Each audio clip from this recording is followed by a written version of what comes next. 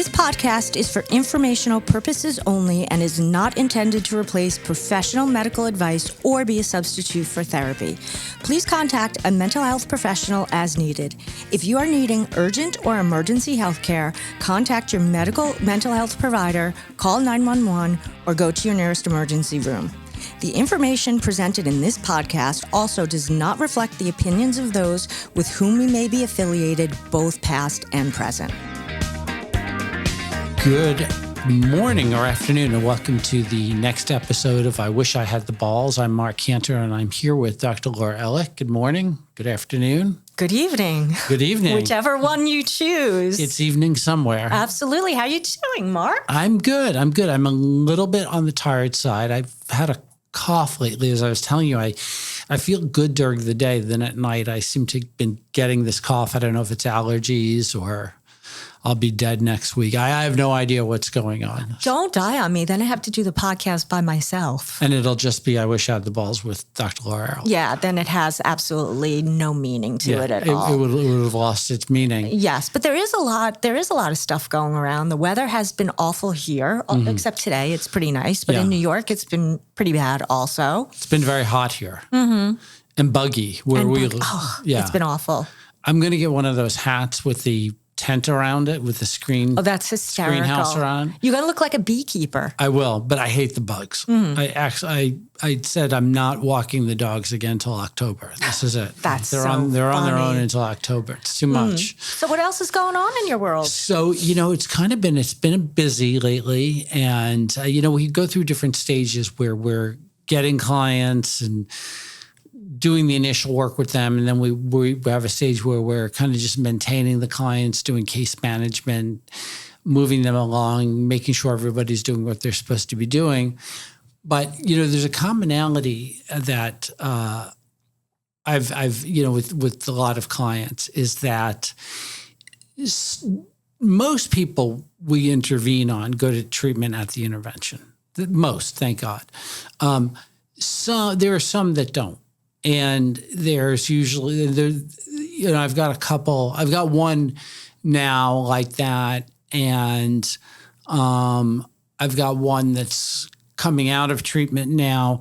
And it's really hard. It takes a lot of persistence and stick-to-itiveness for the families to maintain I don't want to say the pressure, but the boundaries of them coming home from treatment, and you got to go to meetings, and you got to be an outpatient.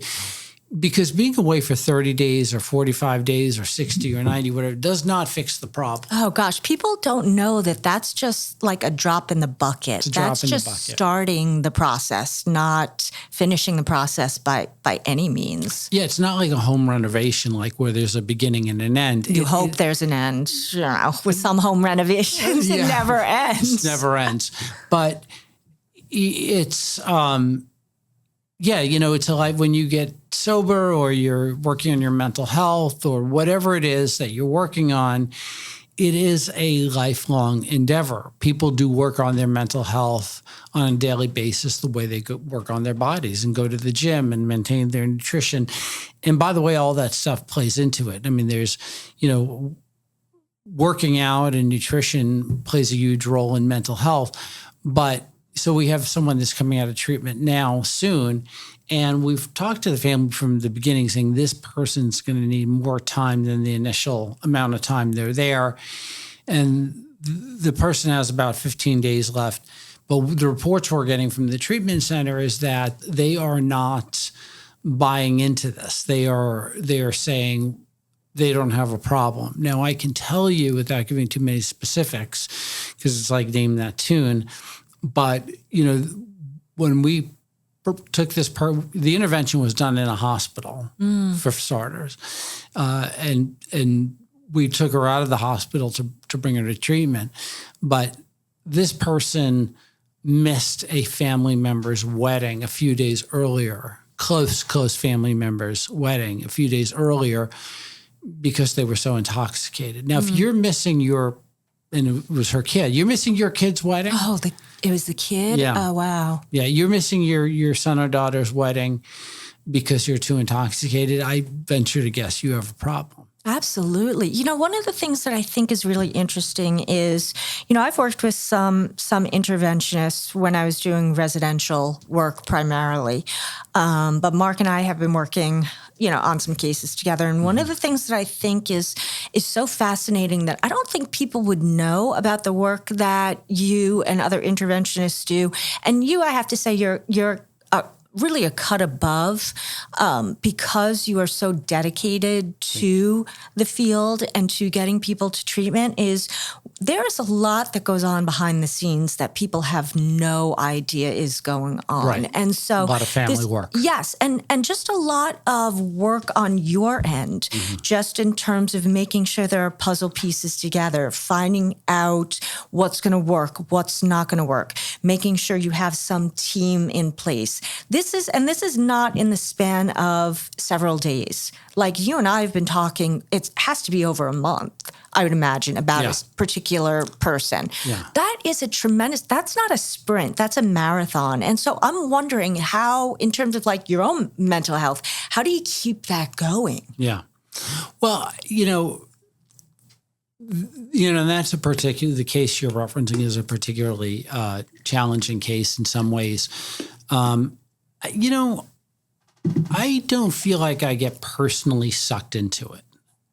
I feel like I can maintain a distance from it that allows me to stay in in crisis training, what they call the house of rapport. You have to stay in the house of rapport. But, I say this to people a lot. It's easy for me to tell a family, this is what you need to do. These are the boundaries you need to have. Oh, and by the way, I'm leaving now and I'll see you later. And then I go home to my, so it's nothing for me to say it. They have to implement it. That's challenging. That's some of the hardest work. And, feeds in a lot to, listen, when you're dealing with your children or a family member, it's really hard to play the bad guy, especially if the family dynamics have been set up so that you don't play the bad guy. You always give in, or you always, if someone just nags you a little bit more, it's like, oh, okay, that kind of thing. And I've got a case like that now where the family's starting to roll over, and I don't blame them. It's a particularly tough case, and it's interesting because this is a case where I see so much of myself in this client and the identified patient, and I feel like I know exactly what they're up to, and I get their thinking, but it's not going to work because I've been there before, and countless others have been there before, and he's picking back the boundaries, like, the medications, what he's allowed to do, all these things. It's easy for me to see clearly what boundaries this family should have in place, or when they should or should not respond. But like, I've seen this guy's playbook, and I've seen it 1,000 times, and I know he thinks he's outsmarting outsmarting the disease, but I've been to the play 1,000 times. We know exactly where Mr. Lincoln buys the bullet. Absolutely, and it absolutely. never goes another way. It never goes another way. And this person is going to walk into that, and it will get worse for them. And sometimes that's just what has to happen. It just has to get worse for a person before they say uncle.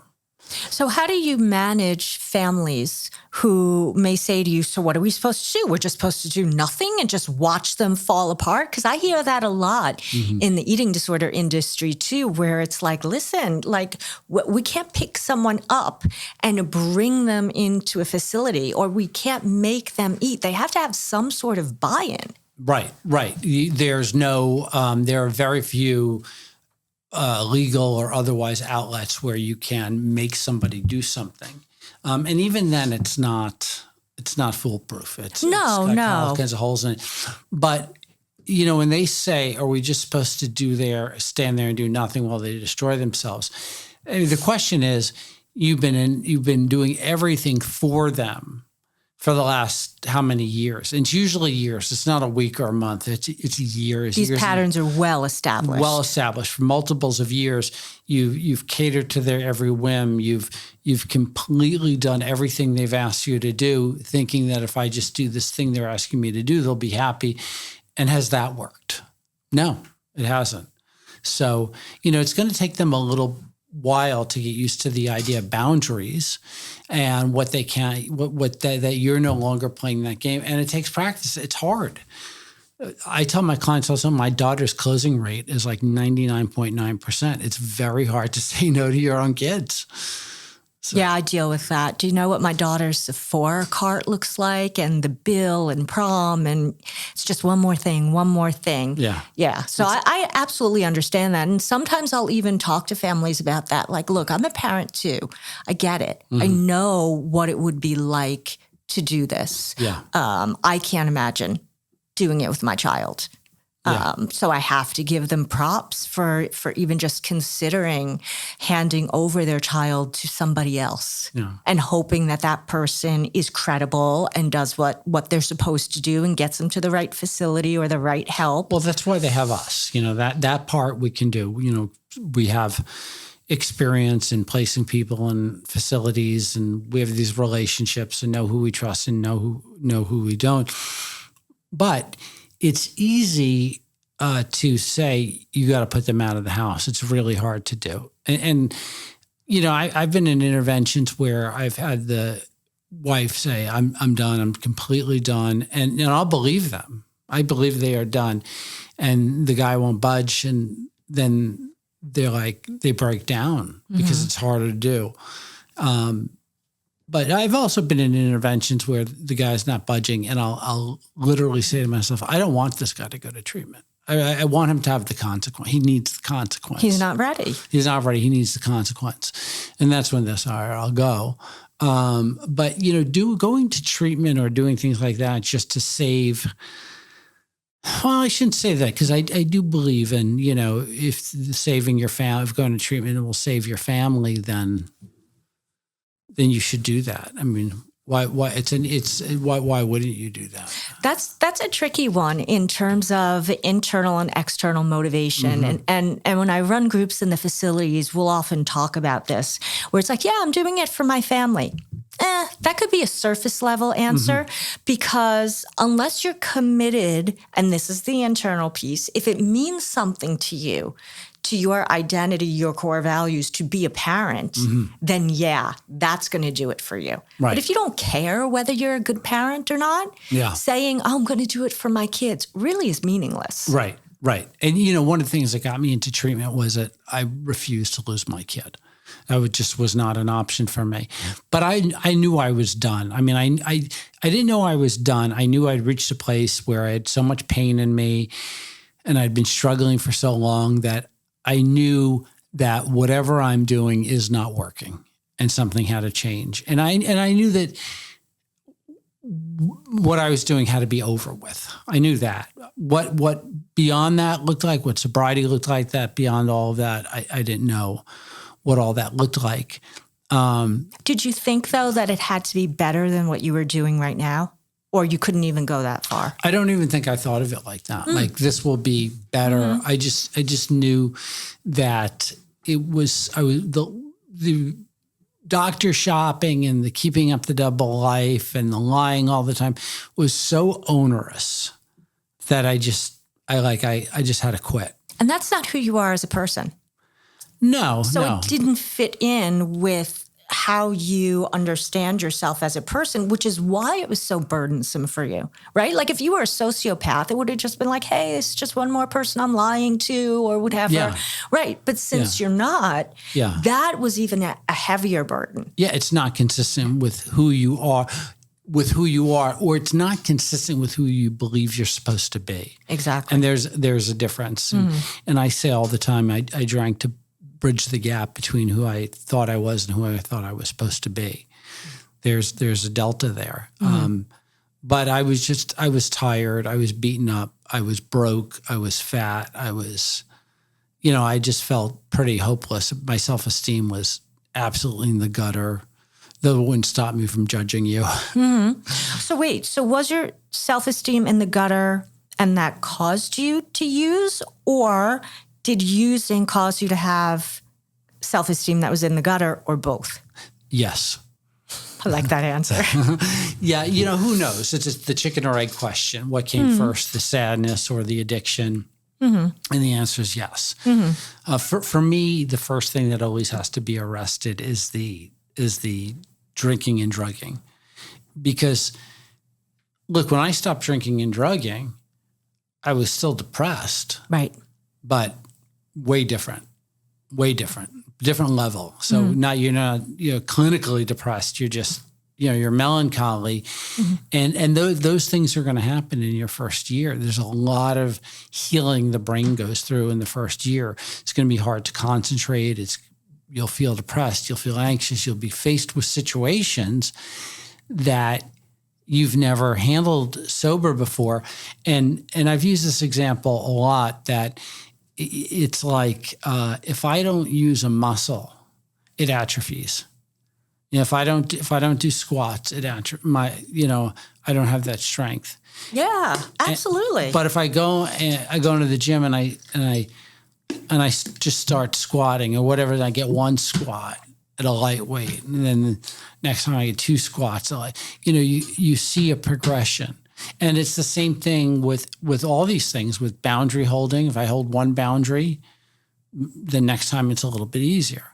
If I don't succumb to my temporary craving for a drink or a drug, the disease loses its strength, loses its power a little bit more. And that's true of everything in life. I'm dieting, right? If I'm not eating cake and candy, the first time someone offers me a piece of cake, it hurts like hell because I want that cake. But next time it hurts a little bit less and a little bit less. But you got to stick with it. The ROI is not there initially. Yes. You have to have faith that it will be down there the road. And it sucks, right? Because, again, it's like going to the gym. If you've never been to the gym before, there's a lot of people out there that have been drinking 20, 30 years. They've been drinking since they're 12 years old. They've never lived a day sober in their life, right? So having to face day-to-day things. With no coping skills, by the way. With no coping skills and no solution, i.e. the bottle or the pill or whatever it is, excuse me, it hurts at first, but you will get that strength. And give it a month, give it 2 months, and you will start seeing dividends. But it does take time. And that's when at the very beginning, you're doing the white knuckling. Because when I'm working, for example, with people who are struggling with restriction, getting them to eat is the work, the exposure, right? Having them sit with the feelings of being physically uncomfortable in that way, because they get high off not eating. Right. Right? Not eating gives someone with an eating disorder a sense of power, a sense of feeling in control. So when they have to eat, now they're feeling like, I'm a loser because I gave in to that. Yeah. It's a really interesting mentality. Yeah, it's kind of the reverse of a binge eater. Yep. Which was, what I grew up with.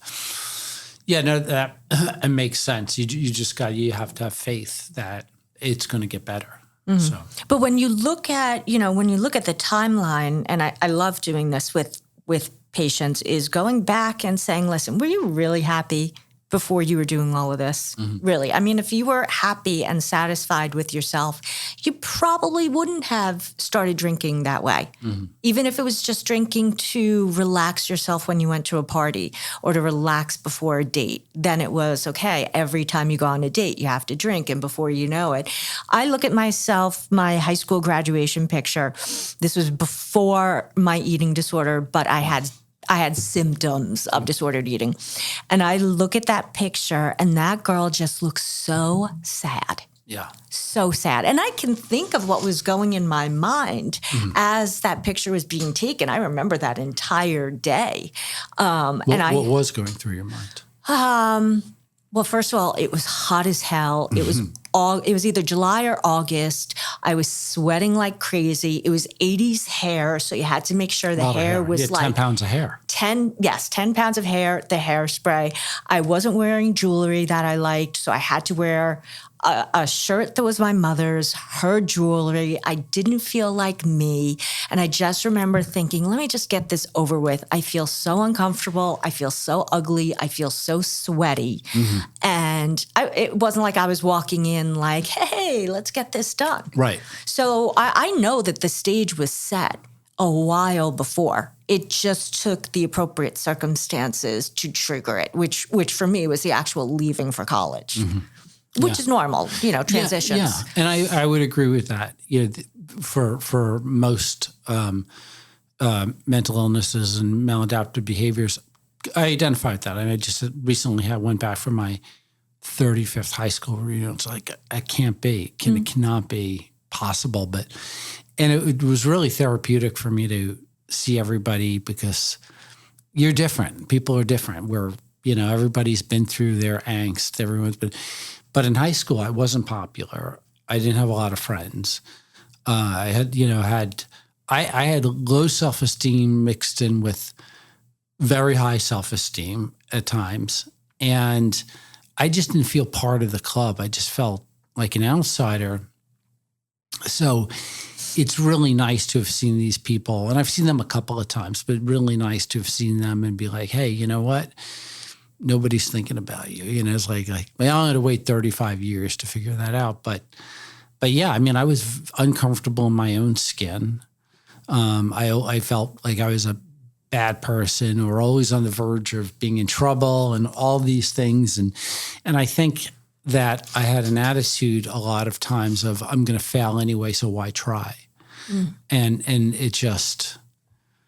It just, so this, for me too, the stage was set. So when a doctor prescribed a pill for me, I was off to the races. It was like, just lighting the tinderbox. So now, 35 years later, do you find that you still have to battle some of those old thoughts? Because I know I do. Like if I'm tired or if I'm run down, I know that old programming, those thoughts come right back, and I have to be very careful not to give in to them. Yeah. And now I think it's even harder. And I praise God that we didn't grow up with social media, and they were then the dating apps, and because that shit would have been a mess. Oh my God. I mean, back in the day for us, at least when the day was over, we went home, we were done, we were out of it. But that I just couldn't imagine. But growing up now, all of that translates into what are the neighbors doing? What are, we just had a group of friends that went to Italy for a friend's wedding, their son's wedding. And we could have gone, and we were invited. But we didn't go. If Julie really wanted to go, we would have went. We would have went. It was more her friends than mine. But there's still a feeling of, shouldn't we be there? Shouldn't we do this? But what I forget is that we do that stuff. You guys do a lot. We do a lot. Yeah. I mean, you can't be at every party. We do have a big trip planned for the end of the summer. So we are doing our things. It's not like that. But we do compare. And I was listening to Mel Robbins this morning, and they were talking about essentially dysmorphia. And they had a couple of different experts on, and they said that we were not meant to see ourselves as much as we do. Right. I mean, so, when our parents were kids, even when you and I were kids in the 80s, you didn't sit on Zoom and stare at yourself. No. You didn't have social media. You didn't, if you took a picture, if you had film to develop, I mean, maybe you got that back a couple of weeks later when you go to the photo mat or whatever it was. But we weren't constantly obsessed with ourselves. And what we had to compare ourselves to was much more limited. Magazines that came monthly, or TV that was much more limited. I mean, growing up, we didn't have cable. But so we had like 4 networks or whatever. So it was limited. Now it's just this constant exposure to what other people are doing and FOMO and all that. And it's tiring. It takes a lot of energy, I think, to filter that out. Mm-hmm. I don't find myself to be bothered by FOMO in that particular way. Like, I'm happy with a lot of things in my life. Would I like to travel? Yeah, but I'm not looking at what other people are doing and saying, yeah, I really want to do that. My goal for this summer, I want to go see the Little House on the Prairie Museum in Mansfield, Missouri. That is my hope for this summer. We should make that happen for you. Yes. So it's very simple. It's like very simple stuff. Would it be great to go to Italy and go to all of those things? Yes, but I'll either do it or I won't. Mm-hmm. You know, so some of it is also teaching people to just remember what your values are. Mm-hmm. Like, again, I would love to go, but when I was a kid, Little House on the Prairie was the thing for me. Yeah. So to me, this is meaningful. Italy would be great because I'm Italian, but this means something. Mm-hmm. And so I challenge people, when you're feeling FOMO, and I talked to my daughter about this, what are you really missing? You didn't want to go anyway. Mm-hmm. So what's that about? Do you just want people to want you? That's cool. Yeah. Right? Yeah. I mean, I think that's a lot of it. Wanted. You want to be wanted. But just because you're not going on this thing doesn't mean that people don't want you. Yeah. No, I mean, look, it would have been fine either way. Mm-hmm.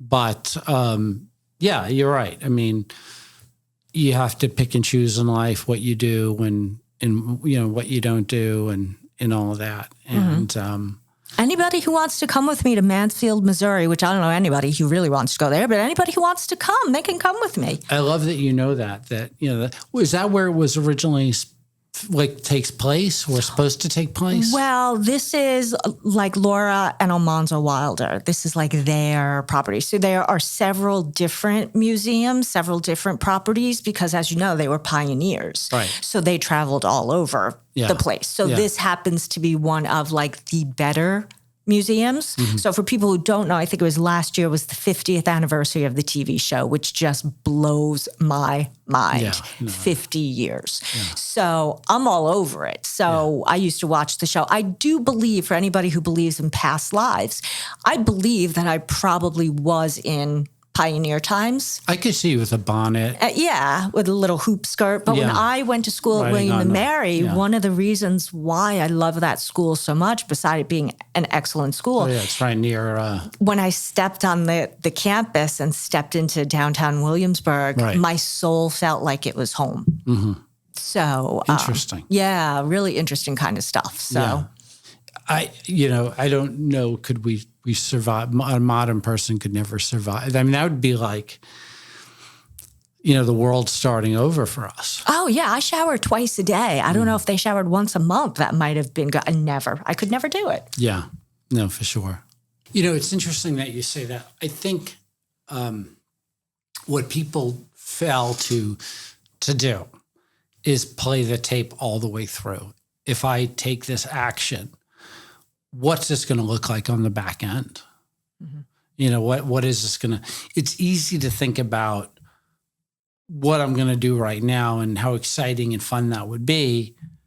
But it's, what does that look like in a week? How is this going to play out? How is this going to age? Mm-hmm. No one gets out alive in this one. No, no one gets out alive. Mm-hmm. I think that's another thing too, that people, and that's something you actually learn in recovery as well, is they're always preaching to run the tape through. What does that look like? If I do this, if I pick up that drink, or I do that, or I gamble.